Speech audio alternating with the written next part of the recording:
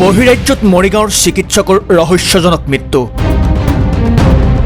চিকিৎসক ৰোহন কাকতিৰ মৃত্যুক পৰিকল্পিত আখ্যা পৰিয়ালৰ।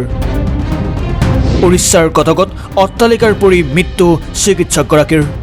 পুত্ৰৰ মৃত্যুত উচিত তদন্ত বিচাৰি মুখ্যমন্ত্ৰীক কাতৰ অনুৰোধ। প্ৰতিভাশালী চিকিৎসক হোৱাৰ সপোন লৈ উৰা মাৰিছিল উৰিষ্যালৈ, কিন্তু ঘূৰি আহিব এটি নিৰ্জীৱ দেহ হৈ। মৰিগাঁও জিলাৰ নভেটিৰ এজন তৰুণ চিকিৎসকৰ মৃত্যুক কেন্দ্ৰ কৰি এতিয়া সৃষ্টি হৈছে তীব্ৰ চাঞ্চল্যৰ। উৰিষ্যাৰ কটকত ৰহস্যজনক অৱস্থাত উদ্ধাৰ হৈছে ডক্টৰ ৰোহন কাকতিৰ মৃতদেহ। এয়া দুৰ্ঘটনা নে পৰিকল্পিত হত্যাকাণ্ড?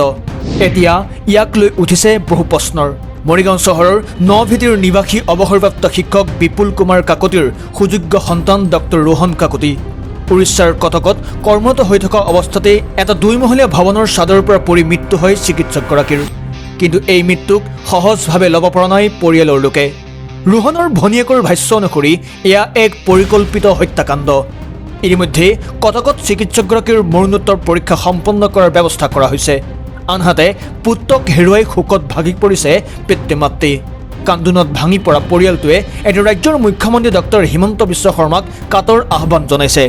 তেওঁলোকৰ এটাই দাবী, উচিত তদন্তৰ জৰিয়তে ৰোহনক ন্যায় প্ৰদান কৰক। 25 ফেব্ৰুৱাৰী ইভিনিঙত মই মা পাপাই এয়াৰপৰ্টত থ'বলৈ গৈছিলোঁ দাদাক। সেইটোৱে লাষ্ট মিট আমাৰ। তাৰপিছত 8:30 মানত কল আহিছে, সি পালেগৈ ভালে ভালে, তেনেকৈ কল কৰিছে সি। তাৰপিছত তাৰ লগৰবিলাকৰ পৰাও ইনফৰ্মেশ্যন পাইছোঁ যে 11:30 মানলৈ সিহঁতে কথা পাতিছে দাদাৰ লগত। তাৰপিছত কি হৈছে নাজানো, আমি 26 ফেব্ৰুৱাৰী ৰাতিপুৱা 7-8 মানৰ পৰা আমাৰ তাত কল আহিছিল, আমি উঠাব নোৱাৰিলোঁ। 9-10 মানত আমি গম পালোঁ যে শ্লিপ হৈ পেলাই দাদা পৰিলে আৰু ডেথ। আমি ফাৰ্ষ্ট এইটোৱে গম পাইছোঁ যে 2জন লগৰ আছিলে। আমি প্ৰথম ছাছপেক্ট কৰিছোঁ যে হয়তো জেলেচি, কাৰণ দাদাৰ ওচৰত ভাল পেচেণ্ট আহিছিলে, উৰিষ্যাৰ মানুহে খুব ভাল পাইছিলে দাদাৰ কামখিনি। গতিকে ফাৰ্ষ্ট ছাছপেক্ট লগৰ 2জনে আছিলে যে তেওঁলোকে হয়তো জেলেচিত তেওঁ হয়তো ধাক্কা দিছে আৰু কৈছে শ্লিপ হৈ পৰিছে। তাৰপিছত সন্ধিয়া এটা লগৰ কল আহিলে, ক'লে কি মালিকজন খুব এটা ভাল মানুহ নহয়, মালিকজন মাফিয়াৰ লগত জড়িত আছে, নিজেও নে মাফিয়া, তেনেকুৱা টাইপৰ কথা ক'লে।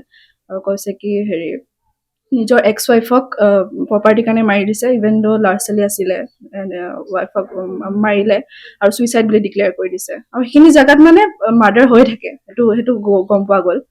এইটো এৰিয়াটো ভাল নহয়। অলাদপুৰ কটক, উৰিষ্যা যোনটো কটক বুলি কয় সেইটো জেগাত আছিলে, কবিতা কমপ্লেক্স বুলি কয় সেই প্লেচটো। তাৰপিছত সিমানখিনিয়ে। আৰু মালিকৰ ওপৰত ছাছপেক্ট এইকাৰণে মেইনলি আহিছে কাৰণ মালিকে চিচিটিভি কেমেৰা, ইভেন দ' 15টা বা 20টা চিচিটিভি কেমেৰা আছে, আৰু এভৰি মুভমেণ্টত মালিকে সদায় চাই থাকে যে অ'ত গৈছা ত'ত নাযাবা, এনেকে কল কৰি কৈ দিয়ে। তো সেই ৰাতি কিয় চিচিটিভি কেমেৰা কাম কৰা নাই, সেই সময়ত কিয় চিচিটিভি কেমেৰা ফুটেজ নাই, কেমেৰা বেয়া হ'ল, 15টা বা এটা কেমেৰা নহ'ল নে? আৰু ৰিচেণ্টলি গম পালোঁ, পাপাহঁত তাতে গৈছে উৰিষ্যা, গম পালোঁ যে না দাদাৰ মাথা ফাটিছে না ভৰি কিবা ফ্ৰেকচাৰ হৈছে, যিহেতু 2nd ফ্ল'ৰৰ পৰা পৰিছে বুলি কোৱা গৈছে।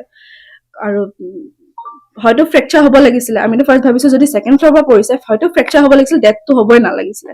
কিন্তু এতিয়া গম পাইছোঁ যে ফ্ৰেকচাৰো হোৱা নাই আৰু মাথাত একো কষ্টও পোৱা নাই, জাষ্ট নাকেদি ব্লিডিং হৈছে। তো দাদাক পয়জন দি খাদ্যত মিহলোৱা গৈছে, আৰু সেইটো ইনভেষ্টিগেশ্যন হ'ব লাগে। মই পুলিচ প্ৰশাসন আৰু আমাৰ অনাৰেবল চিফ মিনিষ্টাৰক মই হাতযোৰ কৰি মই অনুৰোধ জনাইছোঁ যে ভালদৰে ইনভেষ্টিগেশ্যন হওক, আমাৰ নৰ্থ ইষ্টৰ ল'ৰা ছোৱালী পঢ়িব যাওক হওক বা কাম কৰিব যাওক। সদায় এনেকুৱা কেছ আমি সদায় শুনিবলৈ পাই আছোঁ। আমি কিমান দিন আৰু এইবোৰ ধৈৰ্য ধৰি এইবিলাক কেছ শুনি থাকিম? মালিকজনৰ নাম কি? মালিকজনৰ নাম মোৰ বৰ্তমান এতিয়া মাইণ্ডত নাই, মই লৈছোঁ। মোহন মালিকজনৰ নাম। বিশ্বজিৎ মোহন।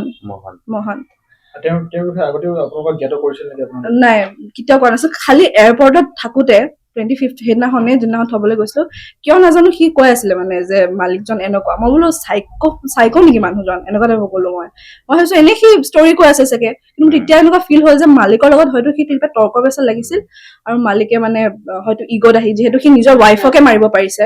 তৰ্ক লগা নাই কেতিয়াও, কৈছে মোৰ লগত মালিকৰ ভালেই। মোক ফোনত মই সুধিছোঁতো। কিমান বছৰ ধৰি আছিলে উৰিষ্যাত? তাৰ 2.5 বছৰ হৈছে ইণ্টাৰ্ণশ্বিপ তাত 6 মাহ কৰিলে তাৰপিছত মানে তাতে পেচেণ্ট চাইছে ষ্টক পেচেণ্টবিলাক তাৰ হাতত পটককৈ ভাল হয় কাৰণে তাক মানুহে এৰিয়ে নিদিয়ে পেচেণ্টবিলাকে ফোন কৰি থাকে ঘৰত আহিলেও আহক আহক মই মানে কৈছোঁ আৰু যাব নালাগে এই 3 মাহ তুমি থাকি যোৱা কি কৈছে পি জি কৰিম যেতিয়া আৰু 3 মাহ তাত থাকোঁ তেনেকুৱা পৰিকল্পিত হত্যাকাণ্ড ষড়যন্ত্ৰ বুলি ভাবে হত্যাকাণ্ডই কোনোবাই ষড়যন্ত্ৰ কৰি হত্যা কৰিছে ওড়িশাৰ আৰক্ষীৰ লগত যোগাযোগ হৈছে নে এফআইআৰ দিছে এতিয়া উচিত শিক্ষা পাব মালিকজনক কিবা আটক কৰা কিবা কিবি গম পাইছে নেকি নাই